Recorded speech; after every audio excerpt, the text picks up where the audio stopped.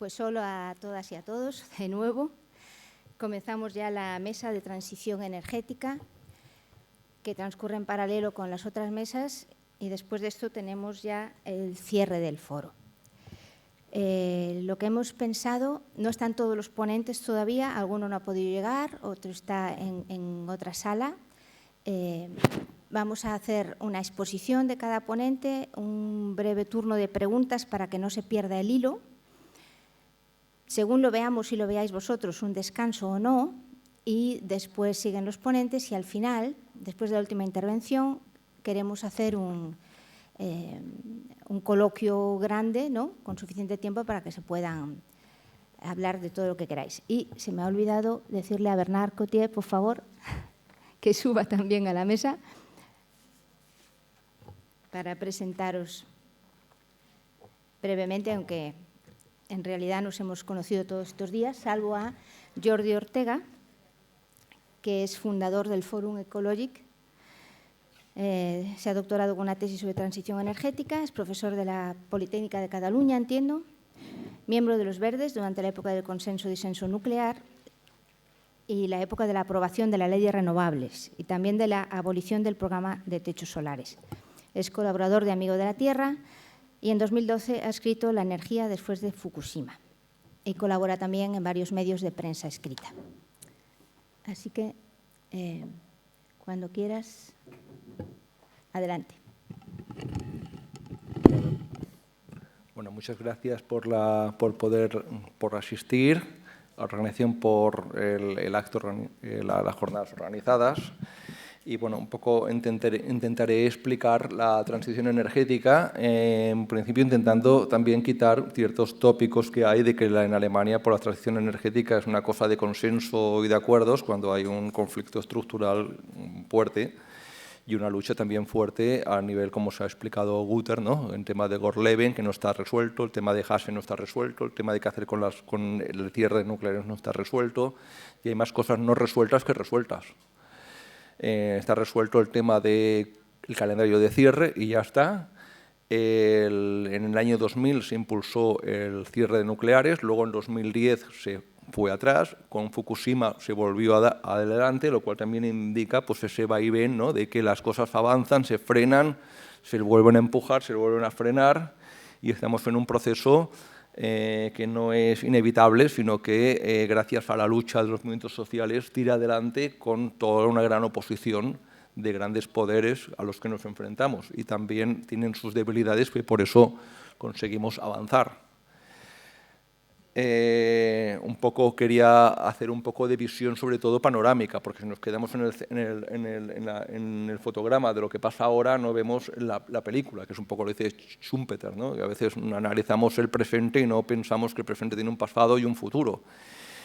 El pasado pues, es el tema de la lucha antinuclear y del cierre nuclear, es el fin de una guerra de los 30 años, ¿no?, o la otra guerra de los 30 años, que es como tituló el Frankfurt Allgemeine Zeitung, el fin de la otra guerra de los 30 años, que eso empezó en el año 2011. Habermas decía, pues el abandono de las energías nucleares es un ejemplo de lugares comunes culturales, y con ellos los parámetros de discusión pública no se desplazan sino soterrada y tenaz labor de los movimientos sociales.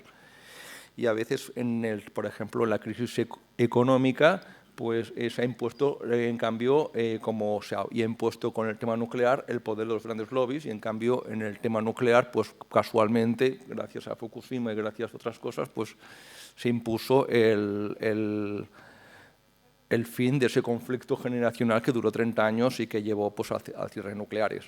Eso ya antes, citaba aquí a Willy Brandt, en el año 84, antes de Chernóbil, ya dijo: nos hemos equivocado, la infalibilidad del hombre y de la tecnología no es infalible, y nosotros estamos dispuestos a enmendar el error. Entonces ya, después de los años 70, con Helmut Schmidt, que consideraba un agravio contra él la gente que se oponía a la nuclear, digamos, la izquierda consiguió pues, hacerse antinuclear, cosa que la derecha pues, ha hecho antinuclear después de Fukushima. Merkel vio la luz y vio que la energía nuclear no funcionaba, entonces la decisión muestra que es compatible el liderazgo industrial con eliminar la energía nuclear. Y aquí ponía dónde ha estado él, el Guter, ¿no? El Gorleben, las protestas en el año 1979, que en Gorleben querían hacer el almacén de residuos nucleares y crearon lo que se llamaba la Freie Republik de Gorleben, ¿no? La República Libre de Gorleben. Tuvieron casi 9 meses ocupando todo un territorio con economía social. Y bueno, allí tenían a los Jusos, ¿no? Que el Gerhard Schröder, cuando era jovencito, pues estuvo 9 meses viviendo en Gorleben intentando oponerse a las nucleares. Y 30 años después, pues seguimos otra vez con aquí que está, abajo está en medio Hans Josef Fell, que es el padre de la ley de renovables, ¿no? Intentando decir, bueno, la manera de acabar con las nucleares es que la gente se ponga en sus techos fotovoltaica. Un poco los pioneros de la nuclear. En el año 72-67 ya un diputado físico ya dijo que la energía nuclear hay que reevaluarla.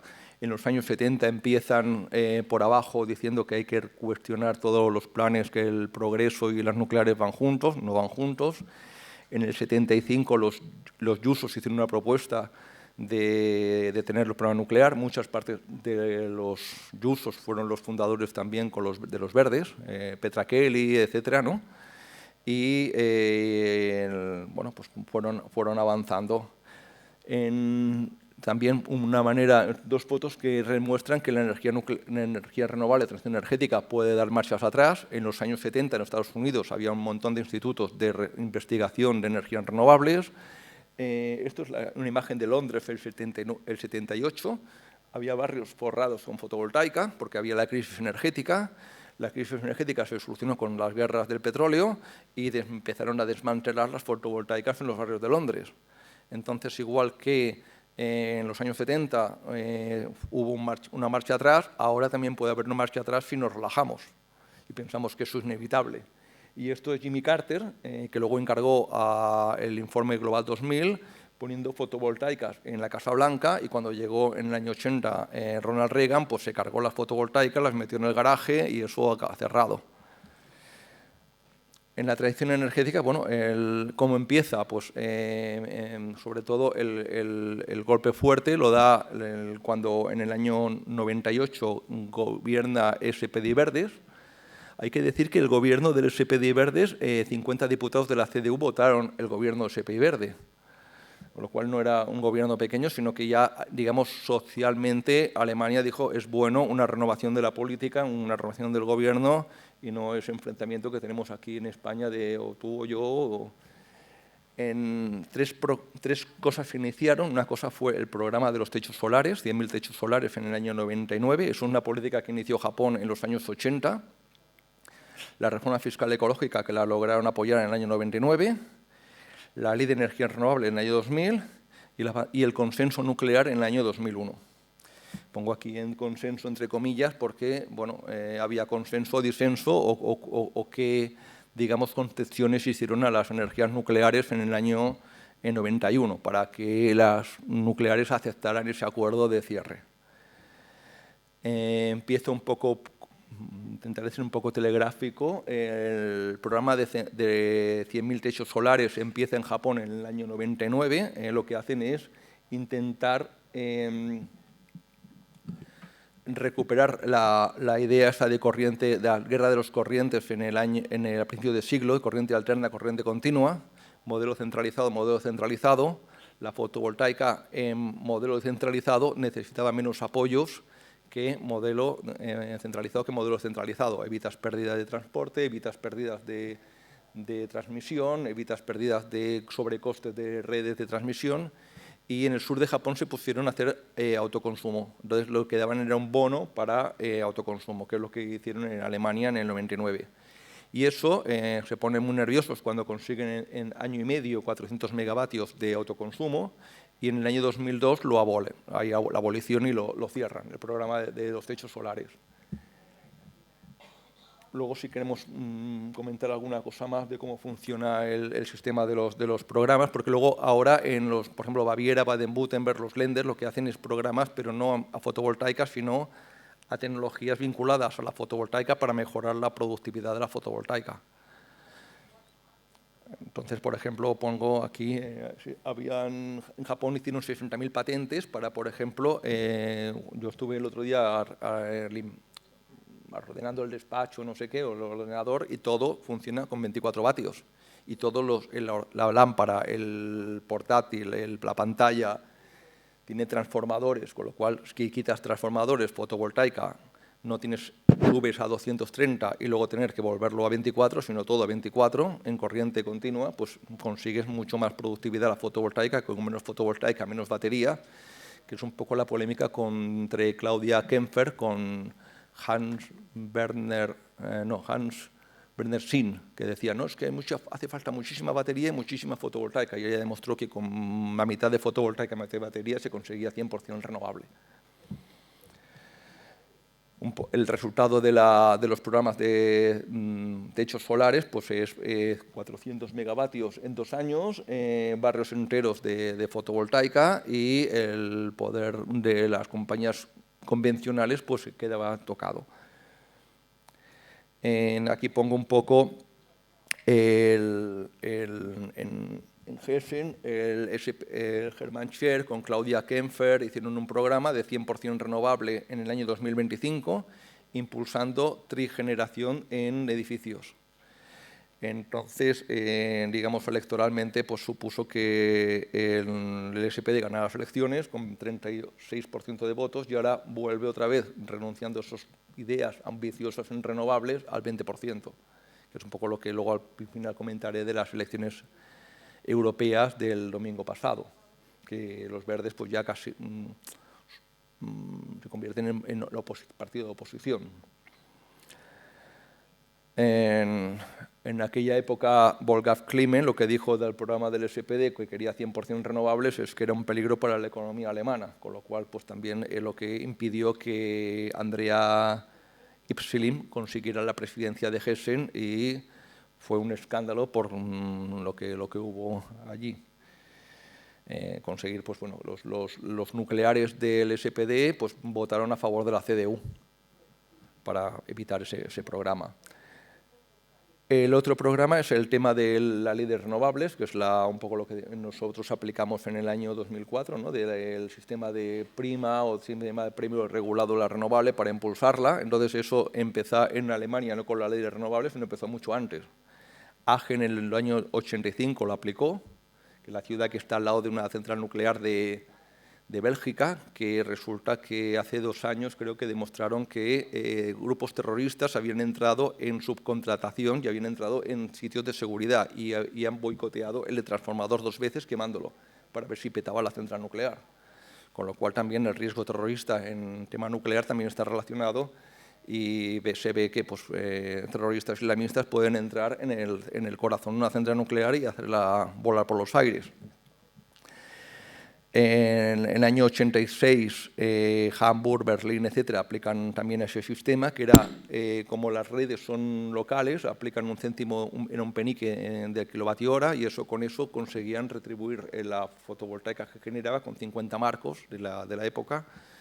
Entonces fue el inicio del desarrollo de la renovable, y en el año 2000 fue cuando el gobierno alemán lo aplicó, pero no el gobierno alemán, porque el gobierno alemán del Schröder y tal estaban en contra, sino que Weizsäcker y diputados que venían del mundo ecologista consiguieron crear una mayoría en el Parlamento en contra de la opinión del gobierno alemán para sacar la ley renovable, que luego enseguida después ya hubo la oposición de que esa ley estaba en contra del mercado. Un poco lo que he explicado esta mañana, creo que el Vattenfall, que llevó en el año 2012 a la Comisión Europea de que fuera contra la competencia, etcétera, y la Comisión Europea le dio la razón, entonces abolió el sistema de ley de renovable por un sistema de subastas, que es lo que tenemos aquí ahora, y luego ya explicaré un poco cómo funciona. Y luego el Christopher Smith, pues bueno, su campaña desde el año 2002 contra la ley de renovable para poderla abolir. Esto es un poco lo que tenemos de la transición energética, de empezar de cero. Aquí teníamos fue evolucionando. En el año 2010 ya subió a 7 gigavatios y luego en el año 2013 bajó pues, a la mitad, el año 2014 a menos de los objetivos, 2015 menos, 2016 menos todavía, 20% de los objetivos. Y como la tecnología no es una cuestión de que la tecnología sea cara, sino que cuando hay voluntad de pararla, pues se consigue parar. Y aquí se ve pues, la parada que tuvo la energía renovable en Alemania. Y Alemania, de 8 gigavatios, que estaría en el segundo lugar, ha pasado a 1,8, eso en 2017, cuando ha vuelto a subir gracias a una reforma de la ley de renovables. Ahora en 2018 ha subido en lugar de 1,8 está a 2,9.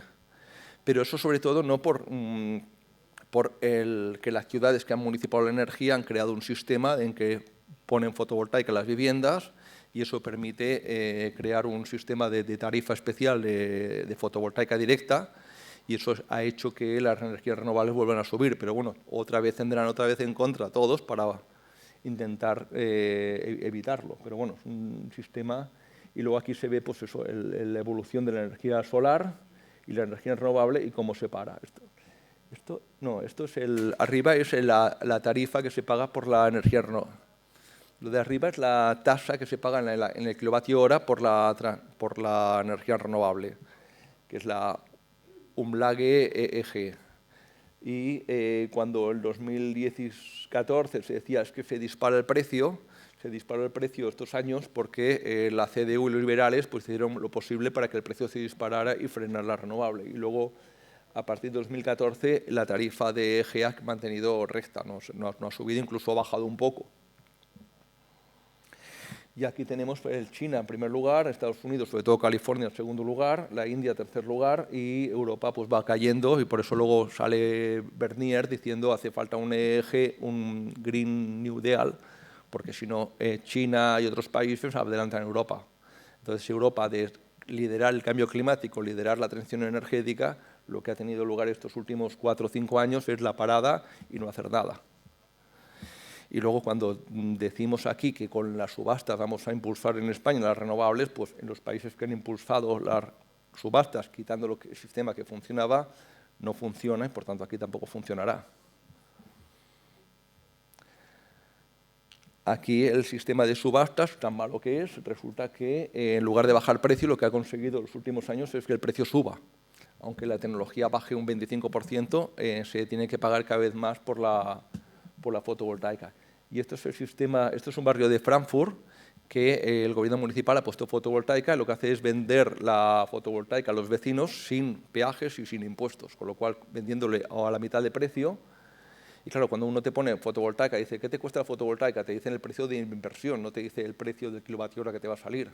Entonces es mucho mejor que un ayuntamiento o tú puedas participar como inversor, pero tú participas como inversor, te dan un 2% de interés. Y luego la fotovoltaica, pues si la tarifa de mercado es 30 y te ponen una tarifa de 15, pues sabes lo que te vas a pagar. Entonces dices, pues voy a cambiar hacia la fotovoltaica. Esto es lo que hicieron en Berlín en 2013, que es la municipalización de las redes, que es lo que ha permitido también generar ese cambio en Berlín. Y esto en 2006, Múnich expropió las redes. Múnich tenía el objetivo de 2015 100% renovable, luego al final ha puesto 2025, pero bueno, es un poco el cambio de la mentalidad política. El sur de Baviera es como Texas en Estados Unidos, ultraconservadores, en cambio cuando haces propuestas ambiciosas en transición energética consigues tener un alcalde del SPD ambicioso y luego cuando en Stuttgart ganan los verdes, pues ganan los verdes con el programa de Múnich. Y eso que Múnich tampoco es una maravilla. Hay otras ciudades mucho más con más participación social. Por ejemplo, Berlín lo que quería en el modelo de Sacramento, que el modelo de Sacramento es que la junta de la empresa local de energía la eligen los ciudadanos con distritos. No es el alcalde el que elige la junta y luego un consejo de participación. No es un consejo de participación, los ciudadanos son los que mandan. Entonces es participación directa, las juntas son televisadas y tú puedes hablar con tu representante de distrito qué quieres. Y consiguen, por ejemplo, que en Sacramento que todo el dinero que gana la empresa local sea para pobreza energética y para ayudar a la gente que tenga pobreza energética a ponerse fotovoltaica en su casa. Entonces es un modelo más participativo y mucho más democrático, que no simplemente la municipalización convencional de una empresa pública gestionada con los parámetros convencionales de una empresa normal. Esto es el Reino Unido, otro modelo de paralización. Reino Unido del año 2000 creo que tenía 0,1 megavatios de fotovoltaica instalada.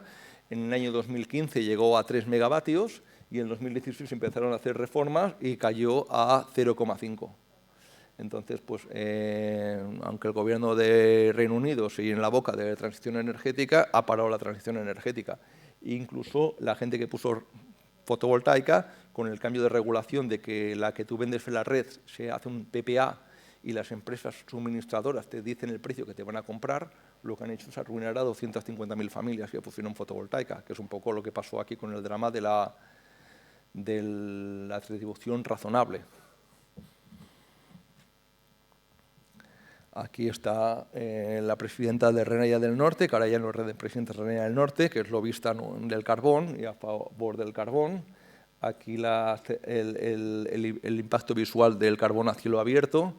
La comentaba que hace un año en el bosque también en Renania del Norte, hubo una protesta contra una nueva mina de cielo abierto cuando está el proyecto de abandono del carbón.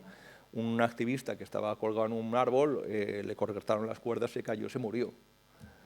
Entonces, pues bueno, toda la protesta no sigue la protesta contra el carbón, contra el nuclear, y bueno, el conflicto sigue y las energéticas quieren abrir nuevas minas de cielo abierto, abrir nuevas centrales de carbón. Creo que el año que viene, dentro del calendario del carbón, abren una nueva central de carbón. Con lo cual pues, se ve pues, la manera de que las empresas energéticas convencionales no abandonan el sector fósil convencional, no apuestan por las renovables, apuestan por una nueva central de carbón, aunque saben que eso ya es una ruina y hay que abandonar. Aquí un poco lo que pongo es el calendario de cierre del carbón, que al final Francia lo cierra en el 2022, el resto de Europa casi 2025, algún país en 2030, Los Verdes, cuando negociaron la coalición jamaicana, ¿no?, con liberales y CDU, proponían 2030 y al final la comisión de expertos ha dicho 2038. Y esto es el calendario bueno, lo bueno es que hay algunas cosas de, por ejemplo, doblar la renovable, pero en 10 años, pero en los últimos 8 años se ha triplicado, con lo cual es bajar la intensidad de la transición energética a una tercera parte. Con lo cual no es, aparentemente es muy ambicioso pasar de 220 de 112 a 216, pero en una década se ha doblado, se ha triplicado y ahora en una década solamente se doblará. Aquí un poco lo que pongo es el abandono por Suecia y Francia 2020-22, Austria, Irlanda, Italia y Reino Unido 2025, Finlandia y Holanda 2029, Dinamarca y Portugal 2030 y en cambio Alemania 2038. Y esto es un poco China, pues el liderazgo se lo queda al final China, la India y Asia, no porque tengan ellos el liderazgo, sino porque Europa abandona el liderazgo. Esto es el calendario de cierre nuclear que se aprobó en el año 2011 después de Fukushima, para que el año 2021 Alemania ya no tuviera centrales nucleares, con todos los flecos de no saber qué hacer con el desmantelamiento. Ahora explicaba que del cálculo primero creo que era 70.000 millones que costaba, al final lo recalcularon a 38.000 millones y las nucleares solamente asumen una tercera parte del coste y pasan a los consumidores una parte del coste. Eso calculando costes reducidos, porque puede ser mucho mayor el coste. Y esto es un poco también el calendario nuestro de español, ¿no?, de cierre de nuclear, que en lugar de Alemania vuelve a 30 años o 32 años y España tenemos a 48 años, lo cual tendremos las centrales nucleares más viejas del mundo.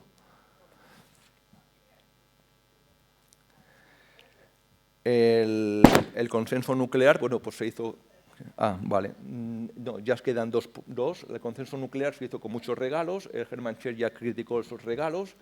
Por ejemplo, el Partido Democrático Ökologische Deutsche Partei, ¿no?, que es el Partido Ecológico Democrático, se opuso al consenso, que es un partido más centrista, pero en temas ecológicos son más radicales en tema de agricultura ecológica, nuclear, etcétera. Luego, en 2010, el manifiesto de los lobbies hicieron que Merkel diera marcha atrás y, igual que Bayer y Monsanto se han cargado con un programa de difamación contra políticos, etcétera, pues se cargaron a Hulot y a Nissan, pues bueno, siguen con la intoxicación nuclear, y luego la Agencia Internacional de Energía Nuclear pues sigue diciendo que la energía nuclear es del futuro. Reflexiones últimas, bueno, que un poco lo que hemos comentado, de que no hay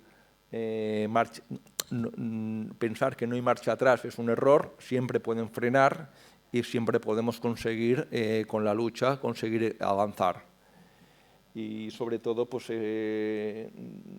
buscar soluciones creativas, y luego también hace falta también reinventar, porque cuando la energía renovable se pone en redes, ahora hace falta sobre todo autoconsumo y no abandonar sobre todo las redes centralizadas, que es un rodeo inútil de las energías renovables, cuando ahora se pueden hacer autoconsumo y eliminar estos sobrecostes. El tema de pendientes, que también he comentado. El libro de Claudia Hemp, El imperio fósil contraataca, pues una muestra de cómo la capacidad de las energías fósiles de contraatacar, ir abajo. Aquí está un poco de humor, la Merkel con las energías convencionales tira a las renovables, o el ministro ningún camino hacia la transición energética, o el miedo de los costes de la transición energética, diciendo eso es muy caro, cuando resulta todo es números muy manipulados. Ya, gracias por la atención. Y luego un poco de reflexión última, el cambio político en Alemania, que es un poco, a veces habla de hace falta para la transición energética un cambio axial, ¿no?, que es en lugar de ir el establishment no político, ¿no?, derecha-izquierda, ir hacia un nuevo paradigma de esa apertura al futuro o cierre al pasado. Los alternativas Alemania estarían en el pasado. El establishment es el sistema que nos ha fallado porque no ha conseguido tirar al futuro, y porque suben los verdes en Alemania porque ofrecen ese futuro. Pues muchísimas gracias.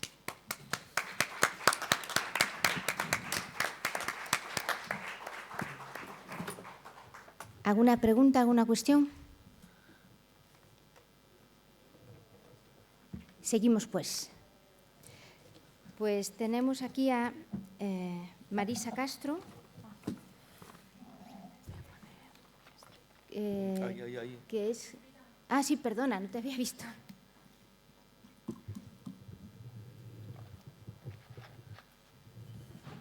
Gracias.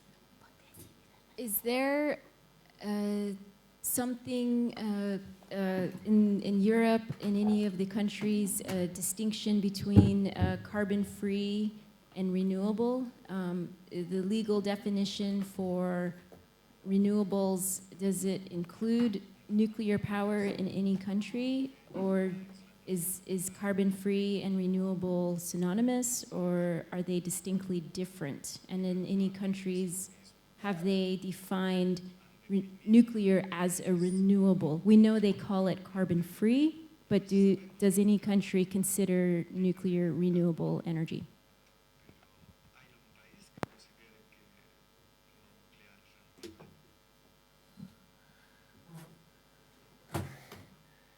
A ver,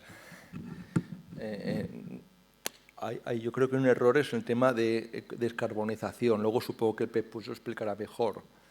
Nosotros respiramos, las vacas respiran, los animales respiran, respiramos CO2. No hay que descarbonizar, hay que desfosilizar la energía. Entonces, y luego la energía renovable, la energía nuclear, no es que no sea renovable, sino que es que a mí me gusta mucho Tony Seba, que dice que la eólica también va a quedar obsoleta, porque en la energía de futuro será una energía sin redes. O sea, competir una energía fotovoltaica que tú tienes autoconsumo con optimización sin necesidad de redes, a una eólica que necesitas transporte, que necesitas, etcétera, no va a competir la eólica o las energías renovables centralizadas con una energía solar descentralizada. o vamos a ir a centrales eólicas también muy descentralizadas, con redes cerradas o con redes de otro tipo. Entonces, no solamente la nuclear, no, ni el gas tampoco, sino que ningún modelo centralizado va a servir en el futuro, y cualquier tipo de inversión en ese tipo de modelo es una inversión que, en cuanto se acelera la transición energética, no va a haber recuperación de ese dinero. Entonces es mejor invertir, por ejemplo, coche eléctrico por la batería y la función que tiene la batería, que invertir en otras 1000 cosas que no en centrales centralizadas, sean renovables o no sean renovables. Por eso tampoco me gusta, por ejemplo, en Extremadura, 5.000 megavatios fotovoltaicos tampoco tienen sentido, porque vas a pagar el megavatio, igual es más barato, pero el 80% del precio de transporte y pérdidas, eso te eliminas.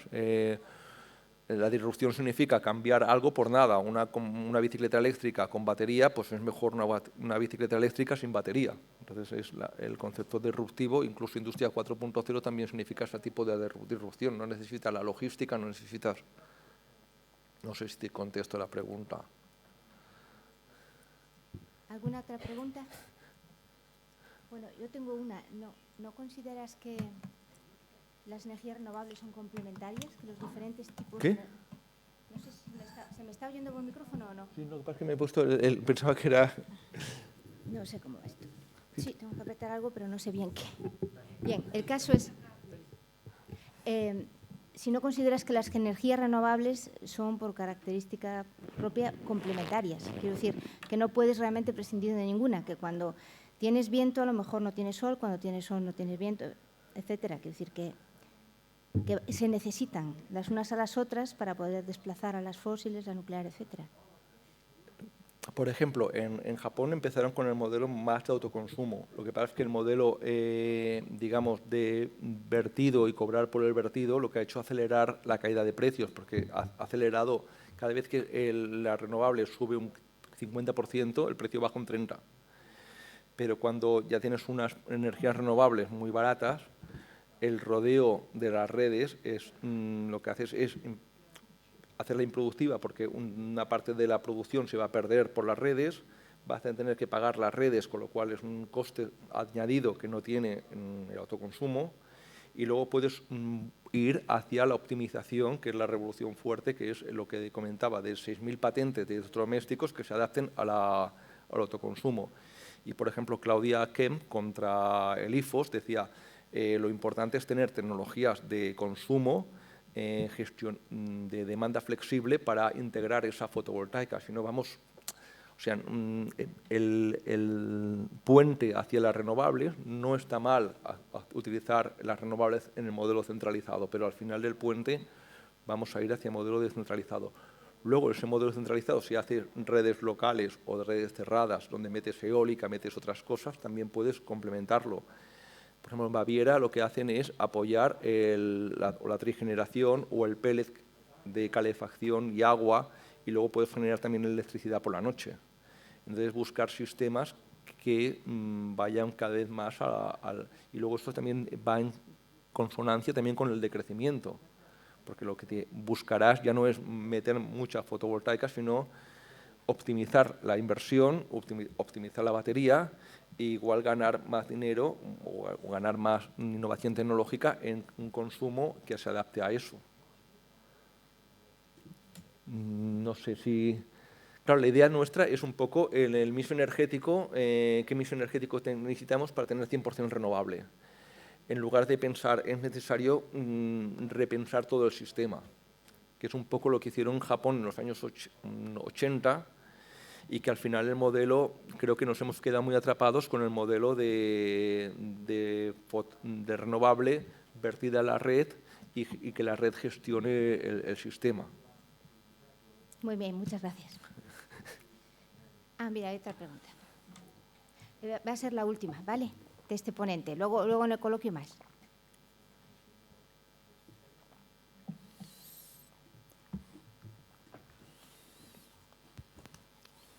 ¿Por qué en la transición no recuperamos ni no se recupera las viejas patentes de Tesla?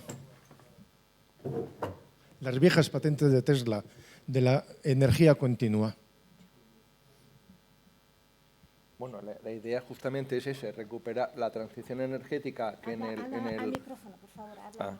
Vale, no, la idea justamente es esa. En la guerra entre continua y alterna era que, por un lado, la gente tenía una mala experiencia de quemar en su casa carbón para hacer continua, y entonces también JP Morgan pues, le interesaba apoyar a Edison en grandes centrales, y abandonamos pues, el modelo de continua, que era urbano, a un modelo alterno, interurbano. Entonces, eso también apoyado por, sobre todo, la crisis del 29, donde las grandes energéticas es lo que acabó constituyendo el modelo centralizado y los grandes dinosaurios energéticos. Cuando la energía eléctrica empezó descentralizada, por ejemplo, en Dinamarca o en Estados Unidos, las granjas funcionaban con eólica, cada granja tenía su eólica y generaba su propia energía. Entonces, lo que optimizaban era la eficiencia y tener consumos pues, de 24 vatios o 12 vatios.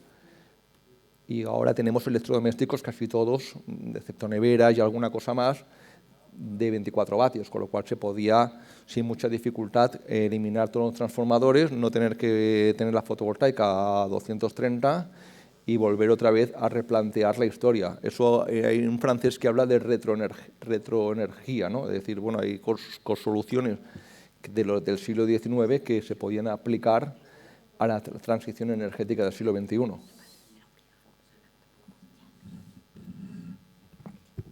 Bueno, pues muchas gracias.